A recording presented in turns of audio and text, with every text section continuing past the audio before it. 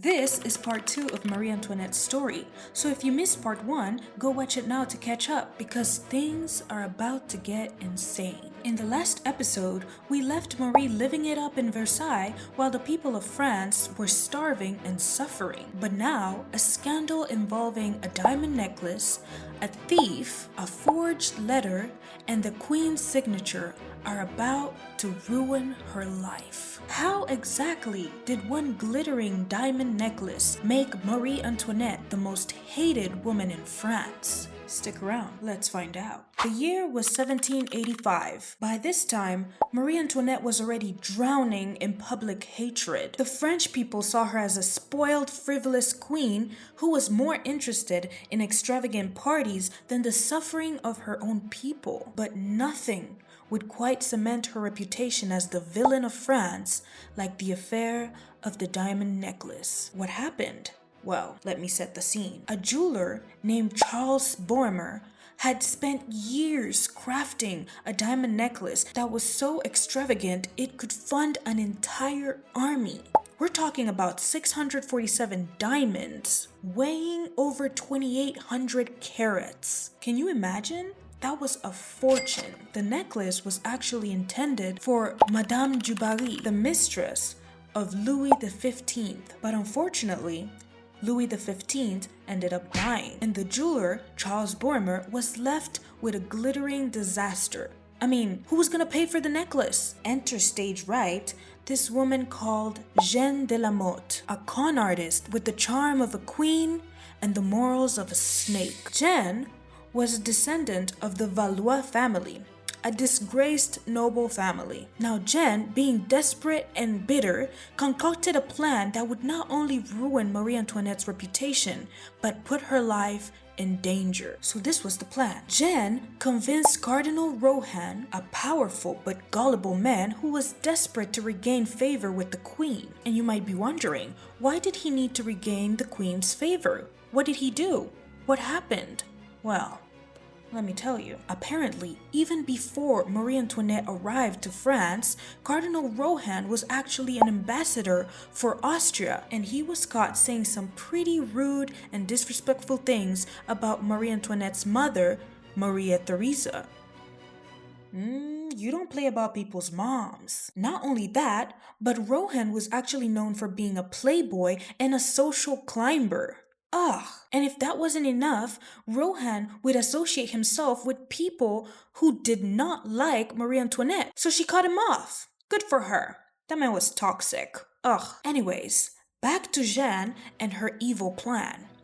Jeanne actually found a way to convince Cardinal Rohan that she was a close confidant of the Queen Marie Antoinette. She showed letters to Rohan written by the queen of her asking him to be an intermediary for her to purchase the necklace. And I mean, the letters were signed.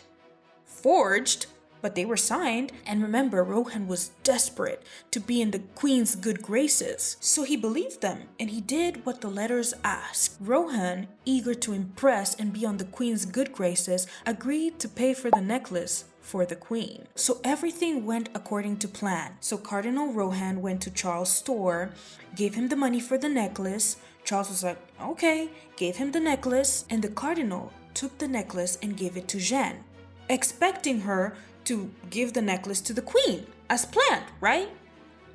But Jeanne had other plans. Jeanne took the necklace, never even had plans to give it to the queen.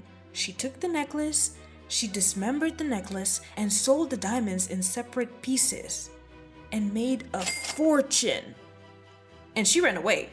She got her money and she left. But like all good scandals, the truth eventually came to light. One day, Charles Bormer, the jeweler, he went to court and he was like, hey, Marie, where is my money? Where's my money, girl? And Marie was like, what are you talking about? What money? And Charles started demanding his money back. Like, girl, give me my money, don't play. And Marie was terrified. I mean, she was horrified. She's like, what do you mean? What money? Marie started explaining that she had never ordered any type of necklace. She had never even seen the necklace that Charles was even talking about. But the damage was already done. It didn't matter what Marie said, in the eyes of the public, her reputation was already damaged. It didn't matter that she was innocent. I mean, the very fact that she could have been involved in such a decadent transaction while the peasants were starving sent everyone into national fury. Let them eat cake. A phrase she never said, but now was being attributed to her. This phrase became the rallying cry of an angry, hungry mob. I mean, the scandal became a sensation. They painted Marie Antoinette as a greedy queen who was completely out of touch with the suffering of her people. And as her enemies whispered in the dark, the flames of revolution were starting to spark. But the diamond necklace scandal was just the beginning. Soon, the streets of Paris would be filled with angry crowds. The Bastille would fall and Marie Antoinette would face a new title, enemy of the state. What would she do when the people she once ruled over stormed the palace gates? And how far was she ready to go to protect her children, her life, and her crown? Stay tuned for part 3, where the revolution erupts, the royal family is imprisoned, and Marie Antoinette faces a fate more terrifying than she could have ever imagined.